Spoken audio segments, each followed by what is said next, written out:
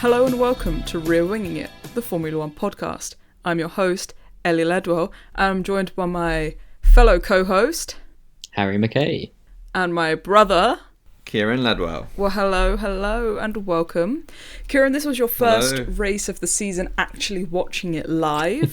Did you feel... It was. Did you feel a bit more of a connection to the sport? I enjoyed it. Yeah? Yeah, I enjoyed watching it live, actually, and it was... I think I was rewarded for watching it live better than I would have been watching Japan or China the weeks before. You picked a good race I was happy with my decision to watch it live. It was definitely a good race to watch live. And now we're most of the season. I think we've only got a couple more early morning races, so we should have your eyes every weekend. Hopefully, were you taking notes? Were you taking it seriously? I did, like I said, I made plenty of notes on this episode. I was in proper reporter mode. My little using little quick frames, quick phrases for me to refer back to. I was taking it very seriously this time, very seriously. And Harry, are you still watching from your season ticket of the toilet?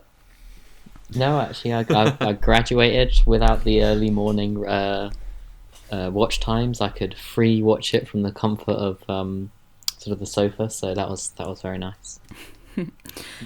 Yes, indeed. Nice not to be on the porcelain at 4 a.m. Like the box seats, right? Yeah. You've upgraded to the box seats now from the stands. So should we jump right in now to qualifying? Let's do it. Of course, go ahead. Unfortunately, I was half watching qualifying. I was half at an Indian restaurant, so I didn't quite watch it all. I was eating a biryani. Well, that sounds lovely. Shout out to, where did you go? I went to Ifraz, yeah, in town. Shout out Ifraz. Yeah, it's a good curry house. They do a good biryani. I had also a sag bhaji on the side. You might find yourself in Whittam. Sag paneer on the side. For dinner. Oh, you've just reminded me. Oh, I'm excited now. So, new podcast section, favorite curry. Okay. I trust that you two were more prepared than I was with qualifying. Yes. Kieran, give us your thoughts on, let's start with McLaren, shall we? Because the McLaren looked very dominant through the free practices, and yet qualifying, they were perhaps closer than we would have thought to the rest of the grid. To the rest, definitely. But there was a big gap between Norris and Piastri, 0.426 seconds. That's huge in Formula One terms. Big gap. That's massive.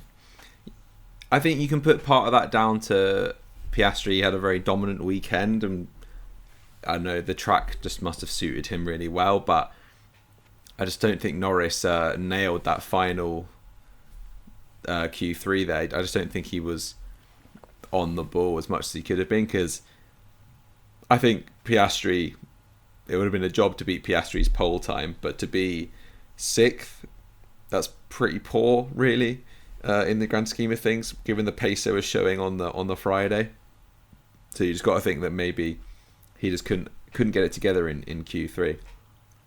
Yeah. But again, I was surprised that you said that the rest of the field were that close to them. I did think they'd be a bit further ahead, maybe, based on like the early running on the Friday. Yeah, and it did surprise me a bit, because Norris is normally more of a Saturday person and Piastri maybe more of a Sunday driver.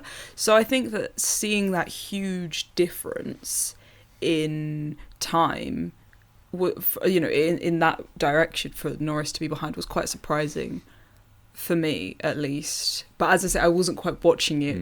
I was a bit distracted, so I didn't quite... It's a bit worrying for a Norris fan, right? If, yeah, like you say, that Piastri is the Sunday guy, Norris is the Saturday guy, and if that Piastri's starting to dial it up on both days, Norris might be in a bit more of a vulnerable position than we thought, to be honest. And also, we'll see how that one develops. Harry, something we've spoken about before is that Norris is not known for his starts, so qualifying down in 6th place is even worse for Norris than it would be if the roles were reversed and that were Piastri.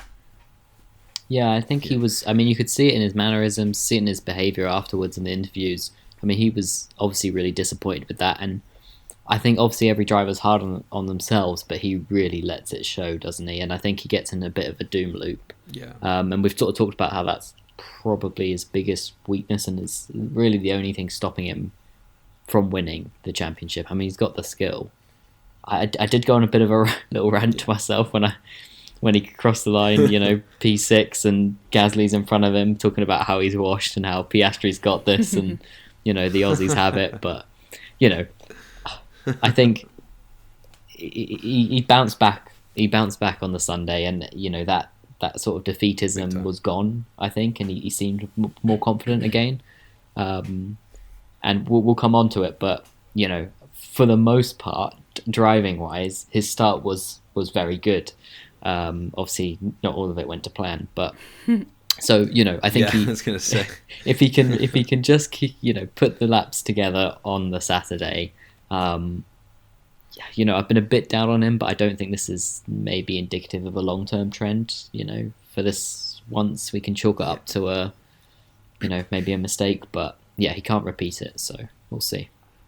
Yeah, even though it's a long season, if you start losing points, you know, it's harder to get them back. I think it's harder to claw it back. Yeah. So, another pairing with a very big gap between them was Hamilton and Leclerc, with nearly 0.6 separating them as teammates. Do you think it was just it didn't look like a good weekend for Ferrari, considering they had bought upgrades that they were expecting to make the car a bit more predictable, a bit easier to control? They looked like they were still slipping and sliding all over the place out there. Do you think Hamilton is really struggling? Do you think it's the car? I mean, when you look at his onboards, he, like, from the weekend, he does look like he is fighting the car a lot at times. So I think the learning curve has probably been steeper than he thought it would be, and maybe that Ferrari expected it to be as well. You know, he's with Mercedes for so many years. Clearly, maybe it was a bigger deal than everybody thought, switching cars like that he's really struggling with. I think it's a combination of a car that's not at its very best and a brand new car for someone who's been in a different car for so long that clearly it's just taken him a lot longer to get used to than I think he himself would have expected. But by the end of the weekend, I think he was saying he feels like he's figured it out a little bit more over that weekend, so we'll see how it goes. But I mean, we're 4 races in now, you'd hope to be seeing that gap. You know, 0.6 on a qualifying lap is massive in the same car, right? Yeah, exactly. And also about him, you know, maybe starting to understand the car a bit more. Saudi Arabia is one of the more difficult, more intense circuits for a driver. Harry, do you think that it's going to be even worse for him? Because if you can't trust the car there, you're going to be losing time just from your hesitation, just from being a bit reserved. Yeah. I can't say I've got high hopes for Hamilton next weekend. I mean, Saudi Arabia is a dangerous track. It's a very fast track. You've got to really have faith in the car to push it and to trust it there. And yeah, like Kieran said, he is fighting with it. I mean, so you look at Sainz, who, you know, has been struggling to get to grips with the Williams, and you know, I think they've both talked about how it's taking a little bit longer to get used to the new cars. So, you know, I feel like we're going to say this every week with diminishing returns of wait and see, get used to it. But yeah, I think there's no doubt in my mind that Leclerc's going to finish above him this year. I think at this point, I think the gap will close, but as well as the car not being where Ferrari want it, I think that's only going to make that gap look even bigger. Yeah, I agree. Yeah. But speaking of Hamilton's old team, Mercedes, they both drivers had penalties after qualifying. They both dropped down a place. They were let out early. There was a red flag in Q2, and they came out of their they came out of the garages onto the pit lane to queue. They came out too early, and they both ended up with 1 place penalties, which I guess in Bahrain there's a lot of DRS sections. It's not as costly perhaps, but it was a bit of an odd one for a team like Mercedes to make that mistake. Silly mistake. They were just trying to get a better position, but you could understand it perhaps more from a Haas or a Williams or a team like that. But Mercedes, who looked reasonably pacey, it seemed like an unnecessary risk to take, from my opinion. Yeah, agreed. Yeah, just a silly mistake there. And yeah, I mean, I feel like a one-place grid penalty it's unusual, I think, just to get the one place, but I guess fit it well enough. It is a strange. You don't see many one-place grid penalties around, do you? It's quite a rare infringement, clearly, because I can't remember the last time I saw a one-place grid penalty like that given out. Yeah, I guess because it didn't affect anybody else necessarily. It was just a decision that they'd made affected themselves in a positive way, so they needed to be reprimanded. But it wasn't something that punished for it. Yeah, it wasn't blocking somebody else on a fast lap. It wasn't as bad as that. So, but as we say, the Mercedes did look reasonably quick. Do you think? I know that it swings and roundabouts. Do you think that they are the second best team on pace, considering how much the Red Bull struggled this weekend? I think so. I think they're emerging as that team. I think it's very clear McLaren have the fastest car, and then whoever's second or third is kind of still a bit muddled at this point. We've had a few different results, but I think Mercedes, their race car looks, at the very least, it looks a lot more drivable than the Red Bull and the Ferrari does. And I think that's what matters. And, their driver lineup is doing pretty well. I'd say they'll be pleasant, not surprised maybe, but I think they'll be happy with how they've started the season, Mercedes. More happy than Ferrari and Red Bull will be. So, I think you could probably say they are the best of the rest right now, I mean, if Harry, you look does at the that standings, hurt you? well, if you look at the standings, they're Mercedes are in second. So on that front, you can say, well, they're the second fastest team. I mean, obviously the points don't always reflect that, but I agree with everything Kieran said there. I think maybe not just pace alone, but they're consistent. The car looks much better to drive than the Red Bull and the Ferrari. I think their driver lineup is more consistent. I think they're sneaky. I mean, it's a long season, but if they can stay with it now, if the development changes over the course of the season, they're in for a good shout there. And I think, definitely, if they can keep fighting, that second place could look quite good. And this was a track that really showed the Red Bull weaknesses. It highlighted the bad points of their car. But if Mercedes have a car that's not especially bad anywhere, it might only be good in a couple of circuits. But as long as it's not terrible anywhere, then they're going to get points everywhere they go. Whereas Red Bull really struggled and only managed to... I mean, they still managed to score points, but obviously less. Like Max finished well off the pace in the race. So I think, we talk about having a well-rounded car, but perhaps the Mercedes is a car that will do better across the whole season. So it'll be interesting to see that one play out. I think, I can't see them being, at every track the second fastest car. But if they can always be third, and the other two are sort of, maybe the occasional second fastest, like this weekend, then they're going to sort of get that second by default, because the Ferrari and Red Bull will sort of be flip-flopping up and down the grid. So, I'd be happy if I was them, I think. Yeah. Something I can't imagine you were too happy about, Harry, was Gasly qualifying up in P5. He started in fourth because of the Mercedes penalties. But we were just talking last week about how that Alpine doesn't look good at all, and now they've had this cracking result. I mean, maybe they've remembered to put the engine in. I don't know. I mean, fair play to Gasly. Hell of a qualifying and a good weekend for him. I mean, I've said I didn't have faith in them, and for the first three races it looked pretty accurate, but they showed me up this weekend, so we'll see what they can do over the next few races. But really out of nowhere for him. Yeah, it did seem a bit out of nowhere. Kieran, you were watching with your clipboard and taking notes. I was. taking notes. So Sainz finished in P8, which meant he outqualified Albon. So that was cracking for Sainz. But there was a lap time deletion, was there, for Albon that Williams weren't happy about? Yeah, there was some confusion, I think, about how late the lap time was deleted. It was like after the session was over, yes, I think it was it confusion like that. Yeah, it was. Was it Hulkenberg who? It was like something was deleted, which then would have. It would have bumped him back in, back into Q2. I think it would have bumped Albon back into Q2, but at that point, it's too late. It was really bizarre turn of events, which I can imagine they weren't too happy about. And when it's something as cut and dry as track limits, the second you've gone over the track limits, that's it. It's bizarre for it to take so long to come to that decision. So didn't really make sense. I think the weekend there seemed to be gremlins going on all weekend, really. Yeah. With timing screens, and people had issues with the DRS, which we'll come on to.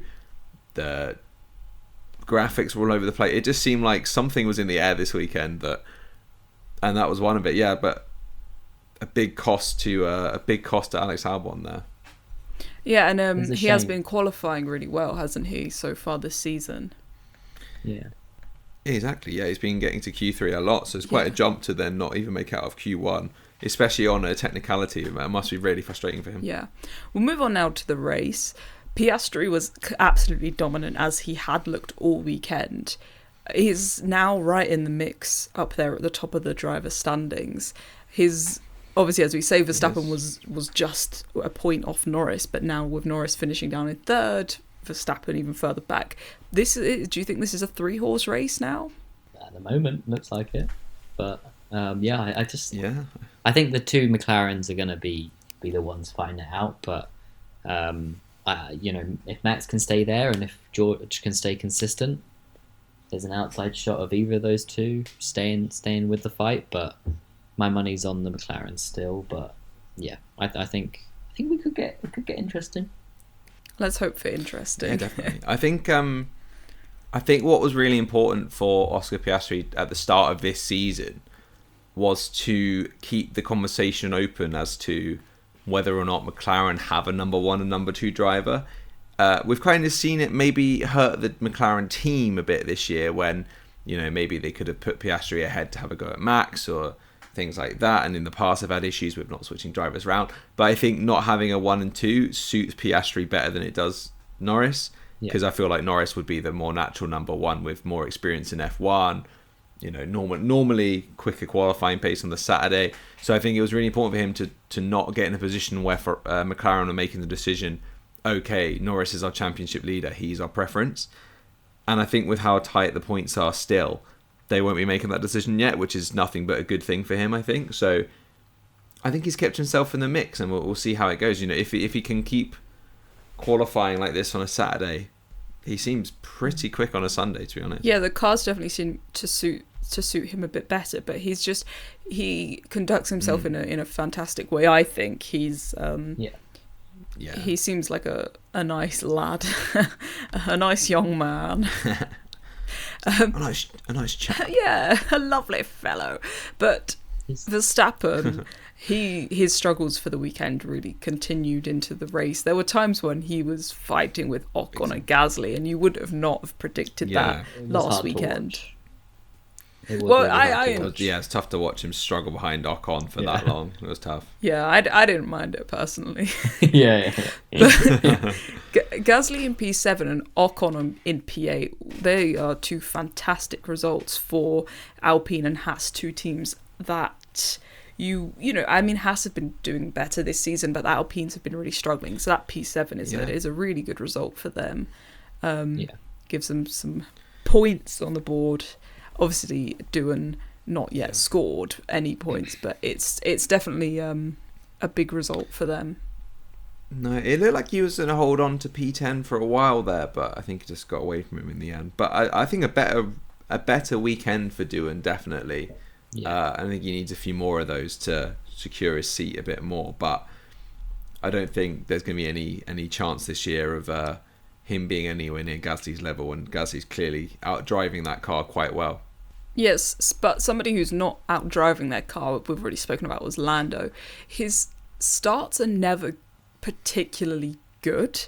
He often loses places at the start, but he had a fantastic start for the Bahrain Grand Prix. Excellent start, yeah. And then it obviously transpired he was a bit off of his marks. Do you think that this cost him... Yeah, filthy cheat. Do you think this cost him? No, not really. I think, I think with it being right at the start of the race, take the 5 second during the first pit stop. I think overall, no, not really. I think he just didn't have the pace this weekend to get up there. I mean, it was a good start, even with the obviously being over the line, but I think all in all, you take the 5 seconds and you take those, whatever it was, 3 places he gained, and I think that's a fair trade. Yeah, exactly. Yeah, because he would have probably lost more than 5 seconds trying to pass them, so it was, I think, although it's not the kind of thing you want to see a driver doing often, because, if you take, I'll take the penalty because it's going to help me out, that's not what we want to see, but on this occasion, I do think... I don't think he gained too much from where he started. No, I think it was just a human error as opposed to trying to gain an advantage from because on the replay when he just kept edging forward, it was like borderline. I'm not an F1 driver, I don't know, and I know like every millimeter matters, but I was like, what's the point of taking that risk when you're already pretty much in your grid box? At most you're like 50 centimeters behind. Like, would you not rather the 50 centimetres than a 5 second penalty? I don't know. I don't think he was trying to edge forward. I think maybe he just couldn't find the bite point. Yeah. Yeah. You guys might not know what that means. You're not drivers. I've not really heard him break it down. Yeah, no, I've not heard him break it down either. But it was... No. I think that they served the penalty. They pulled him in a bit earlier, but then that gave him the fresh rubber to go and try and take a chunk out of George. And when George came into the pit and I think it was only about 1.5, 2 seconds to Norris behind him, so Norris managed to take a good chunk out of that penalty out then, so it didn't really hamper him that penalty immediately too much, I don't think. So one of our favourites, especially for me, I was born in Chelmsford, I'm a Chelmsford birthed person, but I'm obviously an Essex girl. Not that I use my Essex accent on such a high status podcast. Yeah. Behrman, he came from last to 10th. I think that was a fantastic drive from him. There was a lot of chopping and changing, but that from a rookie, I think that was a fantastic and quite a mature drive that he put in. Big time. Really, and it really really nice. didn't feel like it was covered much over the race. You almost didn't hear about it until near the end of the race. It was like, oh, Behrman's in P10. You're like, what? Yeah, I would agree. Excellent drive. Yeah, I said to Ellie, like, it was a good race and there was a lot going on, but especially with the timings. I mean, the top half of the grid, I could sort of had an idea what was going on. Bottom half, it was just not a clue. It just I sort of had to look at it after the race and be like, how has this happened? Because I feel like I didn't get a lot of it shown. It was flashing up with because the people were having issues with their sensors, but they kept flashing up the top 10, the times to the top 10, but they didn't do it for the bottom 10. Yeah, just like I think they were manually inputting that. So we had no idea really what was going on in the bottom half, if people were close, were they in a DRS train? I had no idea, and as Harry said, he messaged me and I said, I had no idea what's happening, and anyone from 11th onwards, I just no clue, because it wasn't showing up, which was annoying, because I feel like it would have been really great to watch Behrman making his way through the field, and we didn't quite get to see it, because the director wasn't cutting to it, but also because if you don't know where they are, you don't know what to cut to. If you don't know, these people are in a battle, maybe you don't know to cut to them. I don't know how it works. I'm not in television, obviously. Yeah, we don't know. I guess we don't know what information the director has different to us at home, whether they were looking at the exact same thing. But on that note, though, the race direction, the TV feed this week we didn't even watch Oscar Piastri cross the finish line. Yeah. Like, we saw him in the little technical term here, little pip, the picture-in-picture in the corner, which I understand. I saw someone explain it's like, if there's a championship battle going on near the end of the season, it kind of makes sense to stick on that and not show the winner. Let's say the winner's irrelevant. But at this stage of the season, when they were focusing on Russell and Norris following each other closely, but not really a chance for Norris to pass in the final few corners, why are we not watching Piastri cross the line? Especially on such a dominant performance. He's not been on the cameras all day. Yeah, it was he's just been that far down the road. It was the most dominant race win this season. I know that other races have had like later yellow flags and stuff like that, but this was the most dominant race win of the season, and we didn't, as you say, we didn't actually really see him cross the line. See him win because the, exactly, the picture-in-picture is really small. If they made that, split screen, 50% bigger, split screen, or just make that a bit bigger. But it was an odd decision. But there's 20 cars going around, and it's hard to cover everything at the same time. So but it feels like it's almost written in the contract of most races that no matter what's happening on track, you cross the person. You cover the person crossing the finish line first and winning the race. I feel like there's been many more intense battles that we've cut away from just to see someone cross the line. The amount of Hamilton races I've seen him cross the line 30 seconds in the lead. Meanwhile, someone P4 and 5 are fighting for their lives back there. So it was a weird decision. I don't know. It was a weird decision, and I think a few things were missed this week on the direction that we could have seen. But again, maybe the gremlins were affecting them as well, because they seem to really hit George Russell this week with his potential penalty that he got away with, the DRS issues he was facing. Who knows what was going on there, whether it was just his car or all the other cars, it was kind of in the air. Do you think he got away with that penalty a bit softly, or do you think it's fair that they let him off? I think his explanation of it was he hit the radio button and his DRS flap opened and he slowed down. So I guess potentially he hit the brakes to shut the flap. So he didn't actually gain anything from it. And they can look at the data and they can see, he didn't gain anything from it. So I'm assuming he was able to prove he didn't gain from it, and therefore he did. He basically showed that he'd gained 0.012 seconds, and then had immediately noticed, radioed it in, and by the corner had then slowed down and lost 0.2 seconds or something. So he lost time. Yeah, I saw that as well. But I mean, technically, word of the regulations is when it switches to manual, it's with the team's responsibility to open it within 1 second. Obviously, it doesn't say the punishment for doing that, but it does put the onus on the team.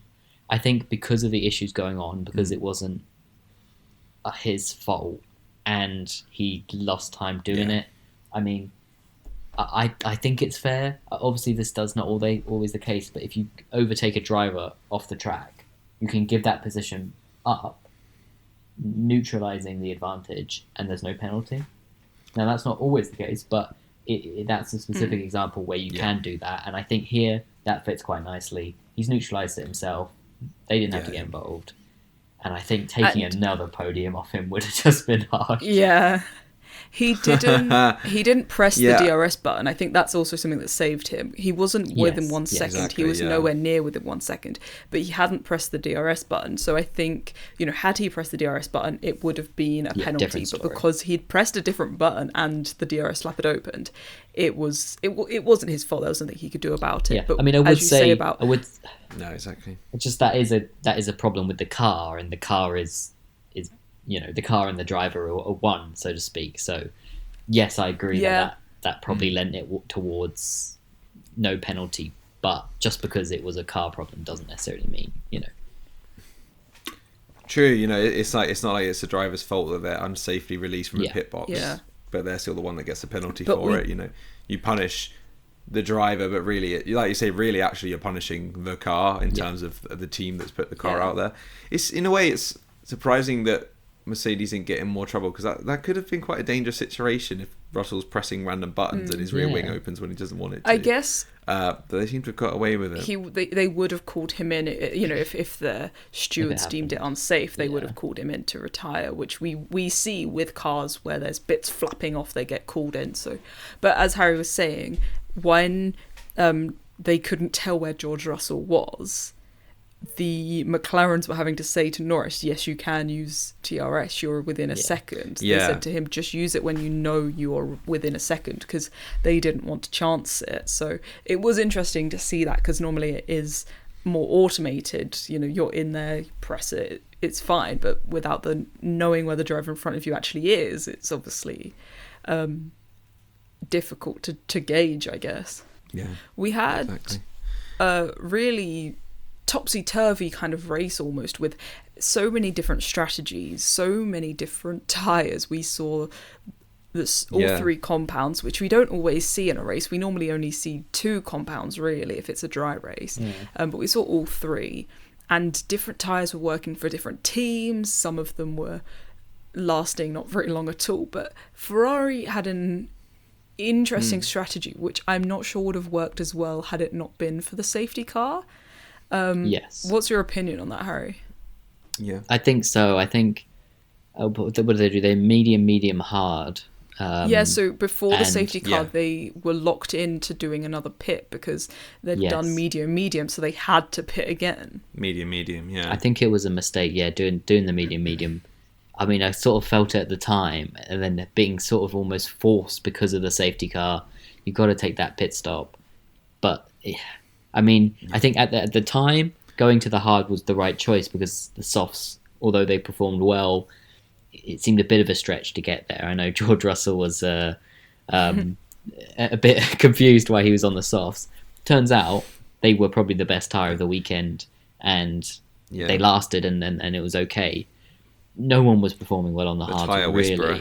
So it just meant they were sort of forced. No, everyone seemed to hate the hards. Yeah, because they only had, I think, 2 sets of hards for the whole weekend. So 2 sets, people hadn't been using them in free practice, so there wasn't really a sense of what that tyre was going to do.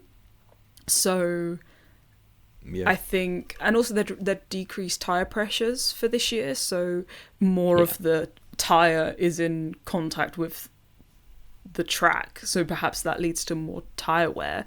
But it's not only nobody had run it at this pressure either, so the data from last year on the hard tyre wouldn't have necessarily been able to translate to this year. So we didn't really see it working, the hard tyre.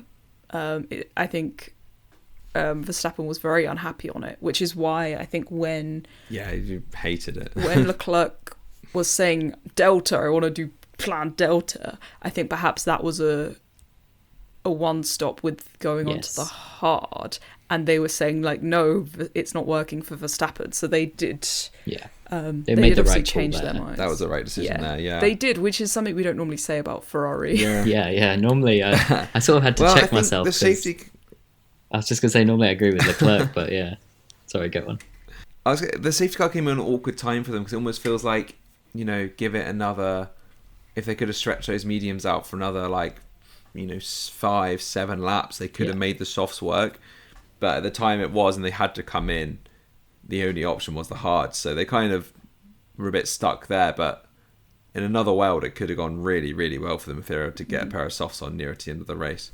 But I probably, one of Ferrari's, strategy-wise, they're probably their best weekend of the season, I'd say. Yeah, I would say as well. Had the safety car come a bit later, or had the safety car not come at all, I think going on to the softs nearer to the end, they would have been really strong on that. But on the other hand, someone we normally see being incredibly consistent at the pit stops is Red Bull, but they were having issues with their sensors. Was it their light wasn't going green?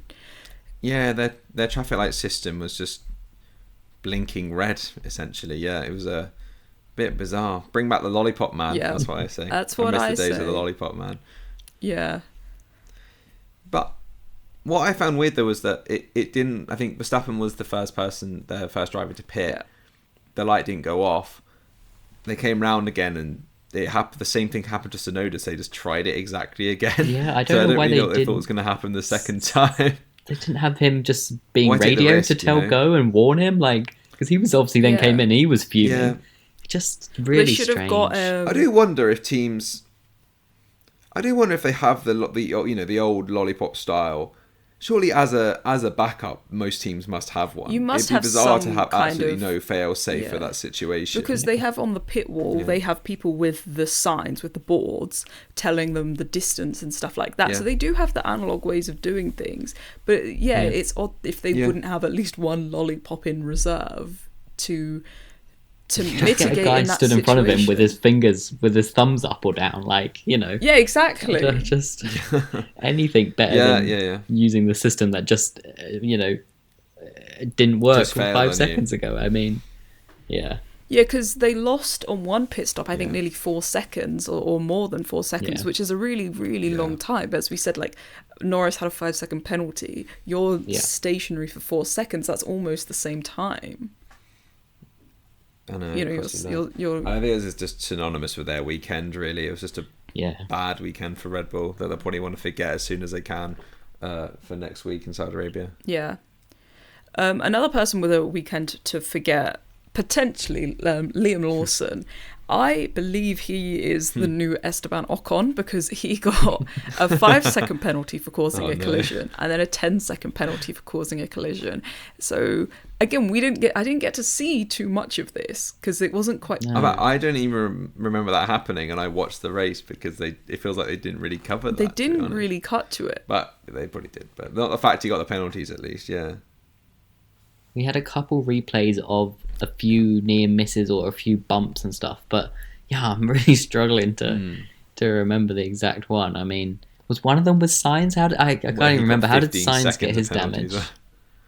Tsunoda. Did Sainz and Tsunoda tank? Tsunoda. Yeah. Tsunoda, yeah. Tsunoda kind of, his back end kind of swung out and clipped him in the back, essentially. And then Sainz... Kind of more of a race. I say that one was more of a racing incident. I don't think that was too much wrong with that. But Sainz did end up retiring from the race.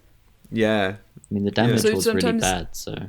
Yeah, I think potentially... Yeah, you can see through the car. Retroactively, it does seem a bit harsh, maybe, that he got away with it, considering it cost... Williams were having a good race until the contact and until the safety car. Before then, they were looking like they could score like double points, maybe, and then it all kind of fell away from them in the end, walking away empty-handed. Yeah, one to forget. Yeah, Carlos is still having a tough time of it, Yeah, but he was having... Probably his best weekend pace-wise. Yeah, he was having a good weekend, and it was something not really his fault, out almost. of his hands. Yeah, exactly. Out of his hands as well was Hulkenberg getting disqualified from the race. It was a skid block plank issue again. Yeah. Oh no, the curse of the skid block plank hits Haas. Yeah, it is a bumpy old track. You see them sparking out quite a bit in Bahrain. So I guess they just... It's not been resurfaced in 20 odd years or whatever. 20 years, a long time. Jesus. Yeah, so it's bumpy. Yeah, I've seen that they don't have plans either. It comes up in discussion and they say, nah, it's fine. Yeah. But I kind of like that. So I think they struggle when it's just been resurfaced.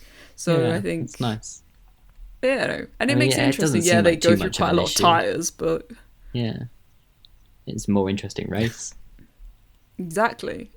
But obviously Hulkenberg... Well, it was interesting, like back on the tyre thing, it was interesting to see lots of different options being used. It reminded me of the old refueling days where like you're actually not really sure who's in the net lead of the race, because it's like, well, he's in the lead, but he needs to have a 20-second pit stop to refuel, so actually he's fifth. And it's like, it felt a bit like that again, which was enjoyable, if not a bit confusing, because it's been a while since we've had to think like that. Yeah, if everyone's on the same strategy at the same time, it's, you're not having to think much more than, the timing screens of he's 10 seconds ahead, whereas, like you said, it's who's actually in the net lead, who can pull it back in the final stint. Much more interesting. Yeah, exactly. Yeah, it definitely kept my brain engaged. And with the timings not working, I was, I think Kieran had a good idea writing his notes down so he could actually keep track of what was going on. Yeah, so if you remember. So as we touched on it a bit, after the safety car, Russell went on to the soft tyres, which he called the plan. I think he said it was audacious. Yeah, typical Russell. But he did, yeah. He pulled it off. Audacious. He pulled it off. He managed to get... He's so British sometimes. Yeah, he managed to hold off. So he had the... Bit audacious in it. He had the pace at the beginning of that stint to kind of keep ahead of Norris, who was on the medium. But it managed to hold on. I guess the fuel loads were lighter because at the beginning of the race, the soft was only lasting 10, 15 laps. But obviously there was less fuel, so that definitely helps. But yeah, he went a long way on those softs, and I think it was a really impressive drive for him to come in second. He's had a few races this year where he's been on the podium and we've kind of forgotten about him. Yeah. And we've been like, oh, yeah, Russell's on the podium. But this was definitely one where it felt like he kind of deserved to be there. Yeah, and he had to fight for it at the end as well, definitely. Which was nice. He got some TV direction on him. And yeah, when you've sort of defended the position or you fought hard to take it, you know, you may not have actually done much more than a weekend where you're in second and you're 10 seconds to the next person and 10 seconds behind you. You sort of earned that just as much. But to actually see the fight and to see you clinging onto it does give it that extra weight. And he's having a good season. And after that safety car where you've got Norris right behind you and a faster car, to hold on for that long was quite impressive. Yeah. Shall we go on to our driver of the day, Kieran? You can kick us off. Oh God, of course. So I would have thought, I mean, there's a few options here. I think bit boring giving it to the winner every week, even if they do drive really well. Piastri obviously had a great weekend. But I'm going to give it to Ollie Beerman, 20th to 10th. Yeah. Getting the last point there. And again, it doesn't feel like it was covered or lauded as much as it should be for that kind of a drive. In dry conditions, doing that kind of, last to points is so impressive. And there was only one. I'm going to go with Ollie Beerman. There was only one person who didn't finish the race. I understand Hulkenberg was disqualified afterwards, but it wasn't even as if 5 people in front of him had. No, exactly. It's not like that was a pile-up which let him sail through. Yeah, he did that on merit, kind of thing. Yeah, Harry, how about you? Exactly. I'm reluctant to do it, but I think I'm going to say Pierre Gasly. I think Max Verstappen. I think he had a great race, and I think good point. Best of the rest in P7. Had a good weekend in general.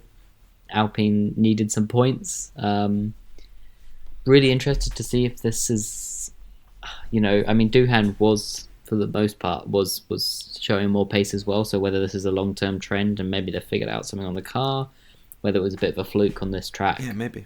But yeah, just either way, good race from him. So I myself am going to go with Ollie Beerman as well. I think he put in a great performance. I know it wasn't covered as much as we would have wanted it to be, but as a rookie, he did well. I think he stayed out of trouble, kept his head down, moved his way up. And I know it's only a point, but for Haas to get double points, I think is a fantastic achievement for them. So I think it was a good result. A couple times this year already. Yeah, exactly. And for what we saw of them last year, this definitely looks like a better lineup than they've had. Yeah. I think. Well, thinking after just even the first race in Australia, right, we were really worried about like the lack of pace they turned up with. But already, a couple of double points finishes after 4 races, I'm pretty sure if you offered them that at the start of the year, by now they'd have been happy with where they're at. Yeah, exactly. Yeah. They're up to 5th in the championship, so that's best of the rest at the moment. Not to be sniffed at. Yeah. So exactly, yeah, that's really good. I'm going to move on to can I just do a can I just have a little honourable mention, because I don't think we've mentioned him. Yuki Tsunoda, first points in the Red Bull, 9th place, decent weekend. Obviously tough for the in the car, but just wanted a little shout out there because if he can keep that up and stay close to... It's hard to really rank his weekend in a way, because clearly the car, there was a lot of struggle in that car. So you're right that maybe we haven't mentioned him enough, that P9 in that car, given that Max Verstappen can only manage P6, is actually quite an impressive drive from him. Yeah, and in qualifying, there wasn't miles between them. No. So, yeah, I think you're right to point Tsunoda out. I will move on to grid news. There's not been a great deal of grid news. It's more of the same, unfortunately, with the FIA drama. So, Motorsport UK chairman, he's come out and said there's been a shift of the moral compass of the president of the FIA. So that's obviously Mohammed bin Sulayman.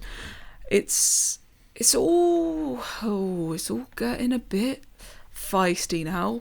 It's all getting a bit tasty. Yeah, the deputy president for sport at the FIA has resigned as well over what he called a fundamental breakdown in governance standards within motorsport's global governing body. That was his quote. So really strong words. Quite a thinly veiled message there. Yeah. They're stating their opinion quite clearly. It's just interesting to see how it's unfolding at the moment. I think in other... I don't know, I just feel like it's weird that there's not really talk of him being, overthrown on vote of no confidence or something like that. There's not really a contender, is there? There's no, there's no one putting their hat in the ring. So it's all well good in saying it, but if there's no one else who's going to stand and win everyone's backing, it's sort of a bit of a nothing burger, isn't it? So we'll see. Yeah. When your name starts with His Excellency, it's quite hard to have the funds. And let's be honest, it's all about funds to overtake. I did enjoy when the trophies were being handed out. Every single person was a member of the FIA, but also His Excellency, His Excellency, His Excellency. I was like, I don't know how hard they studied for these positions, for being honest. Yeah. Maybe that's harsh, but a little bit of nepotism gets you a long way, it seems. But that's F1 for you, really, isn't it? But that's been the case since it started. Yeah. Speaking of nepotism and somebody who's only, in my opinion, only in the sport because of their dad, and they have no real talent of their own, Max Verstappen. I kid, of course, one of the most talented drivers the sport's ever seen. Helmut Marko. Still technically a nepo baby, though. I think that's fair. Yeah, I think with a giant of a dad like Jos Verstappen, I mean, the raw talent there. I mean, he's really a shadow compared to that man. So, joking aside, Helmut Marko has said he has concerns that Max will leave next year, or during this season he will leave, announce his intention to leave for the 2026 season because of how poor the car is performing. So it's just adding fuel to the fire, I think, of this whole Red Bull downturn in form. I think there's a lot of unhappy people there. Yeah, I wouldn't be surprised, to be honest. I think whether or not he'll leave or not, I think either way he's going to make his unhappiness louder and louder. Maybe to see what shakes out of it. Maybe he'll do it to see what kind of contract negotiations come his way from within Red Bull. Maybe, I mean, he's on enough money already, but maybe he'll want a bit more money for his loyalty if the team's not performing as they should, or maybe he'll see who comes out of the woodwork with a bit of paper in their hand if he goes on telly and says how unhappy he is. But he's racing careers aren't forever, and he's not going to hang around at a team that he doesn't think is going to win him championships when he's in a win now mode, is he? So I think you're right that the noise is just going to get louder and louder if their form continues like this, I think. Yeah, I don't think they'll have too many weekends where they're this far off, but even if they're consistently the third or fourth fastest team, I don't think he's going to be too happy about that. No, but then they're this far off because that's as good as he can do, whereas even when they're at the top, they're that high up. But I mean, maybe we give him a lot of credit, and he deserves that, but maybe we give him too much credit that like anything good is Max, anything bad is Red Bull. Yeah. So maybe that's harsh, but it does feel that if he does perform well, he's out driving the car massively, and even then he might get sick of that. I mean, if he's winning races, I'm sure he'll put up with it, but if he's having to have the race of his life to finish third, even that might not be enough for him with his standards as high as they are. Yeah, I do like how we were looking at sort of the gap between Tsunoda and Max, and it's not just us. I mean, no one, because I don't think it's true, but no one has said maybe Max has had a bad weekend and that's why Tsunoda's close to him. Like it's the car is terrible and that's why Max had a bad weekend. Yeah. But to be fair, that probably is the case. I mean, it didn't look good, the car, did it? And Max is just that kind of driver who really rarely has off days. So But yeah, no, I do think that's funny. He was quite uncomfortable in the car, so I don't think he was at his best, but I think that the car was difficult to drive, which didn't allow him to drive at his best. So I think it's a bit of both. Yeah. Well, it's like if you look at, I think it was Q1, both Max and Yuki had lap times deleted, because I think it was like coming into the final corner. They just couldn't handle the car around that final corner. I've seen people describe it as like it's on oversteer on the way in, understeer on the way out, or vice versa. Like the balance of the front of the car is all over the place, and like they're really struggling to find a good balance. So it just seems to be a really difficult car to drive this year, even more than usual. It is time now for our bingo update. I have not got any to cross off this week, unfortunately. Kieran, we'll have to debate this one. I think you might. So, Kieran, you had predicted... I've got my bingo dabber in hand, ready to dab something on. Oh, he actually does, to all of our audio listeners. For the listener, I do have a bingo dabber in my hand. So, you said double stacking costs race position, and I do believe Albon lost out when Williams double stacked. Yeah. Yeah, I think so. They did. I mean, I'll take it. I mean, with it, I don't think it's not really in the spirit of it, but I will take it. I more meant when they mess it up and the second driver is sitting there for 10 seconds. But I'll take it. I think if any of us want a shot of bingo, we've got to maybe be a bit more liberal with what we allow. I think I'm already out there running. Harry's already out. Yeah, Harry's a spectator already in this one. Oh, we're not that far away from everyone. I think we've all only got like 2 or 3. So we're not doing very well, but it's a long season. Exactly. Speaking of long seasons, next up we are in Saudi Arabia. It's a circuit that it's an odd circuit. I think it makes qualifying interesting because the drivers have to be really on the edge, but it can make the Sunday a bit dangerous. A lot of blind corners. If somebody's broken down or crashed, you're flying onto the scene at several hundred miles an hour. All the rookies here is going to be interesting. Exactly, we've got a lot of rookies this year, so it's going to be an interesting race, but perhaps interesting in a different way to this race, to Bahrain. Kieran, would you like to give us your predictions? Pole, maybe top 3? Yeah, well, it's a high speed street circuit, isn't it? And you've got to think. The way they've started the year is probably going to continue, that McLaren will be dominant. I can't see it going another way. It's going to be really interesting to see how Red Bull are next week, if they're going to be any more competitive. Mercedes again. I think Mercedes are going to establish themselves more as the second fastest team, so I won't commit to an order because you never know, but I'll say the 2 McLarens and George Russell will be our qualifying top 3. That's what I'll say. And Harry, how about you? In terms of winning... Oh, sorry. Yeah. Oh, no, go on, Harry. You go first. We'll do qualifying first, Harry. Go on. Yeah, I was going to say, I've been...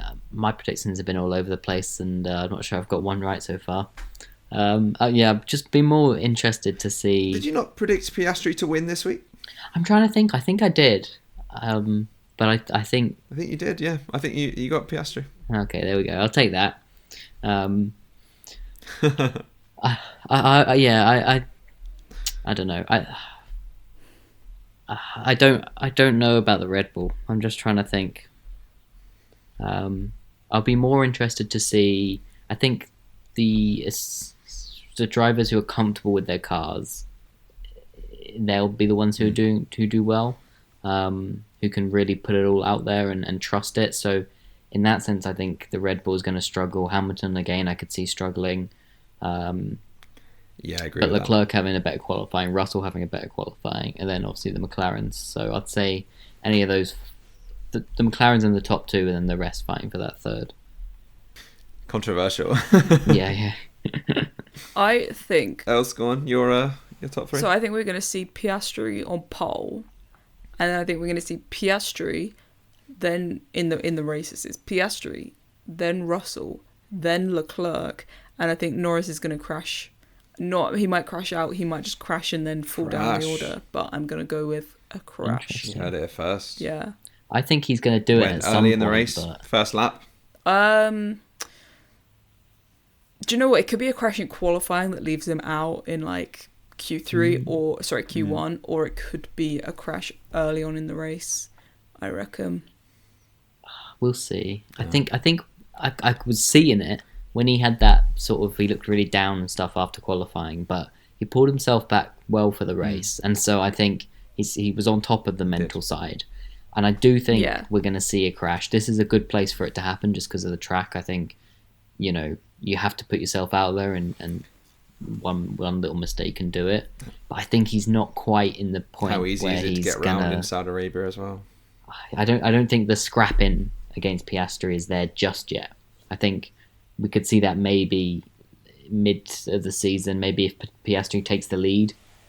If he'd taken the lead this weekend, I think maybe then Norris starts to panic. I think that when the panic starts to creep in and this is getting real, then I think we'll see a crash. So, We haven't really seen the McLarens battling too much so far this year, have we? No, Despite the fact they've been the two fastest cars, they've actually not really spent much time on track near each other in that sense, trying to get past one another. So would be nice to see. This might be the week. We'll see. Yeah, we'll see. Oh, it would be. I'm going to now test your knowledge with my quickfire quiz. Harry, you're going to take odd numbers and go first. Kieran, you'll take even numbers. Are you ready? Sure. Ready. Okay, question 1. Who crashed out during Q2 causing a red flag? Do you know what? I don't know. Hazard a guess, come on. I haven't got a clue either. It's a 1 in 20. Was it Hulkenberg? No, he It just was got disqualified, Ocon. didn't he? It was Ocon. Moving on, Kieran. On what lap did Lando Norris pit and serve his 5-second time penalty? Lap 12. No, I would have accepted 10 or 11 because it was at the end of 10, and so it started 10. 11. Oh, come on. So you're 10. wrong, unfortunately. That was close, so that's a shame. Harry, what tyre did both Ferraris start the race on? Mediums. Well done. Kieran, which driver was disqualified after the race? Hulkenberg, indeed. as you told me 5 minutes ago. Yeah, well, that's the thing. I'm seeing if you're paying attention. What lap did the safety car come in? Oh, is this me? That's tough. Yeah. That's you. What lap did it come in? Yeah, so it's safety car ending and it comes in what lap? I want to say it was in the 40s. And I'm going to say early 40s. So like 42? It was 35. Oh, jeez. Oh, wow. I was thinking 48 in my head, so I was like, oh. Terrible. All right. We're back to Kieran now. Lawson received a 5-second time penalty for causing a collision with which driver? Oh, my God. I feel like we even spoke about this. Oh my God. Someone near-ish to the I'll give you a clue. We have not spoken about this driver at all. Okay, Bortoletto. No, it was Lance Stroll. Harry, Lawson received a 10-second time penalty mention for Lance causing Stroll a collision with which driver? Oh no. No. I'm going to say... That would be Bortoletto, Harry, go on. 10 seconds, so... And we mentioned this one else. I'm going to say, maybe Hadjar? It was Hulkenberg. Oh, God damn it. Okay, Kieran. Oh, man. Name one of the 4 drivers yet to score points this season. Lance Stroll? No. No. Oh, You damn could it. have had Alonso. Can I have another guess? No, you could have had Can I... You could have had Alonso, Lawson, Really? Alonso starts Doohan, score or points? Bortoletto. Oh, I was going to say going for a Bortoletto, rookie but I thought it would be funny. Damn it. So you guys You are were on 50-50 2 on gambling points. for a rookie. So, oh my god, a lot worse than last week. Harry, That was Oscar dreadful. Piastri became the first repeat winner of 2025 with the largest winning margin of the season. What was the winning margin? I'm going to give you a second either side. I think I know this. I think it was 15 seconds. It was Around there. 15.499, so I shall give you 15. Yes. Wow. Perfect. Okay, I remember it was Kieran. quite big. Haas's double points finish moved them up to what position in the championship? I already told you this, so Fifth. fifth. Well done. Yeah. So Yeah, I was about to you say end, that one was like that one literally was 5 minutes ago. You end on 4 out of 10. Yes. Perhaps I made it one. too Oh god, we're going difficult. backwards, Harry. We're going backwards. I'll make it easier for you guys next time. No, I think we just weren't paying attention. It was a chaotic race. No, we just need to get better. Exactly. Well, yeah, let it's us too hard know to keep in the up with. comments how many you got right out of 10. And if any of them were wrong Yeah, and I've put the let us wrong know answer down below. on, let me know. We'll move on now to Don't tell our us. final thoughts. Harry, what are your final thoughts? That is a good question. Clearly, I've not got many thoughts because of the abysmal quiz performance. Yeah. Yeah, final thoughts. As a Red Bull fan, I feel like this was a tough weekend.